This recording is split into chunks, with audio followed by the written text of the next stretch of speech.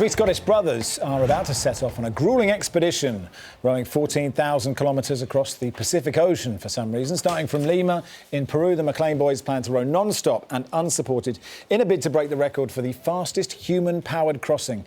They want to reach Sydney in just 4 months, while also raising $2 million for clean water projects.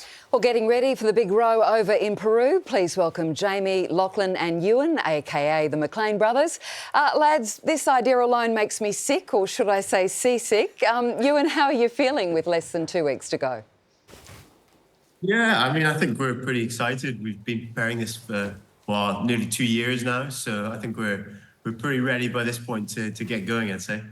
Jamie, the questions that everyone wants to know: where do you sleep? When do you sleep? What do you eat? And where do you go to the toilet? Wow, I mean, so it's non-stop and it's unsupported. So we sleep in these two little pods at either end of the boat. Then there's the rowing deck that's exposed. We shift our shift patterns. So there's always someone rowing. There's always someone on the oars. And, you know, we've got to fuel ourselves. So we're fueling ourselves constantly with freeze-dried food, things like that. And we make water with a desalinator to you know, hydrate ourselves. We have heard horror stories about marlin attacking on the high seas. There's terrible things out there. What is the worst thing that you're likely to face? I mean, yeah, marlins, in recent years, that's been a big issue for rowing boats. So it's the marlin, they're trying to strike small fish that often track underneath the boats. I mean, I would say, you know, the Pacific is obviously a vast ocean. So, and we expect to have pretty big swell. So, you know, up to 30-foot waves. Wow. Sounds like fun, doesn't it, really? Well, you've already conquered the Atlantic. How does this journey compare? Yeah, so it's about 3 times longer.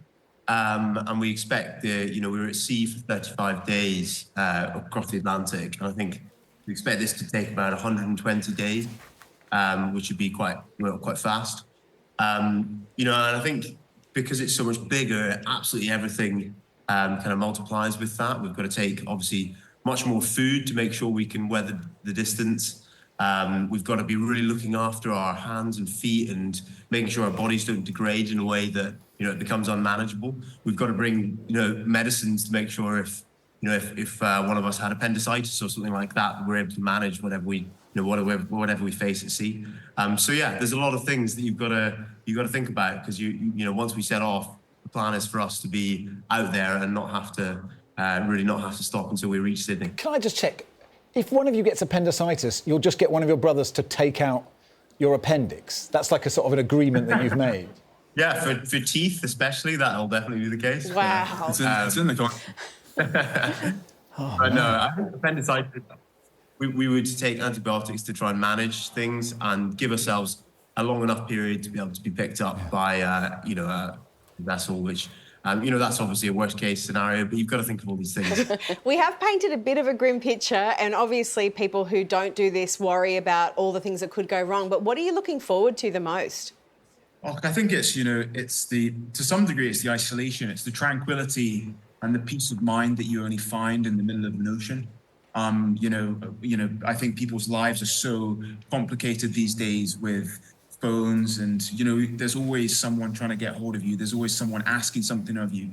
And so really it's that beautiful tranquility and yeah, isolation that you get from doing a challenge like this.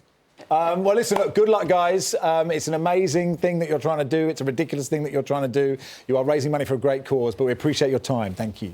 Thank you very much. Cheers.